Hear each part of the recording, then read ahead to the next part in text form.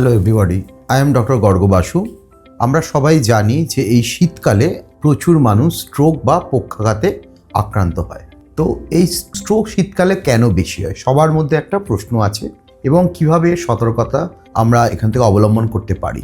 আমরা জানি যে স্ট্রোক হচ্ছে একটা অন্যতম কারণ যাতে মানুষের জীবনহানি হয় বা মানুষ বিকল হয়েছে।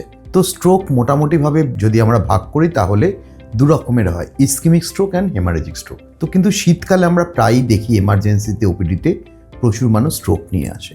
তো এর কারণ সম্বন্ধে জানতে গেলে বলা যায় যে শীতকালে এক তো আমাদের জল খাওয়া খুব কম হয়, ব্লাড ঠিক হয়ে যায়, তার ফলে যেমন স্ট্রোকের সম্ভাবনাও বাড়ে তেমনি হার্ট অ্যাটাকের সম্ভাবনাও বাড়ে।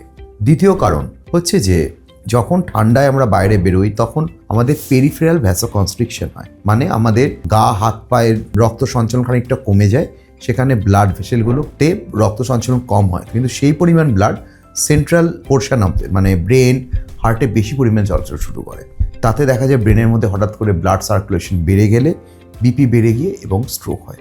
তৃতীয় কারণ বলা যেতে পারে যে শীতকালে আমরা অনেক রকম মশলাদার খাবার দাবার, বেশি কফি বা একটু জাঙ্ক ফুড টাইপের আমরা নিই, এইগুলো একটা স্ট্রোকের বড় কারণ। আর একটা কারণ হচ্ছে যে শীতকালে অনেক মানুষ প্রচুর মদ্যপান করে থাকেন, সেটাও একটা স্ট্রোকের বড় কারণ। তো এই সমস্ত থেকে আমাদের বাঁচতে গেলে বা আমাদের নিজেকে রক্ষা করতে গেলে হঠাৎ করে ঠান্ডায় এক্সপোজার থেকে বিরত থাকুন, প্রচুর স্বাভাবিক জল পান করুন এবং নেশা বা ধূমপান থেকে দূরে থাকুন, তাহলে আমরা স্ট্রোককে অনেকাংশে আটকাতে পারবো। এবং যদি মনে হয় যে আমাদের কোনো প্রতিবেশীর বা আমাদের পরিবারের পরিজনের কারো স্ট্রোক হচ্ছে, যেমন তার কোনো একদিকে হাত পা নাড়তে অসুবিধা, কথা জড়িয়ে যাওয়া বা সে কথা বলতে আটকে যাচ্ছে বা একটা দিক অবশ হয়ে যাচ্ছে, তাহলে দেরি না করে তৎক্ষণাৎ নিকটস্থ হসপিটালে আসুন।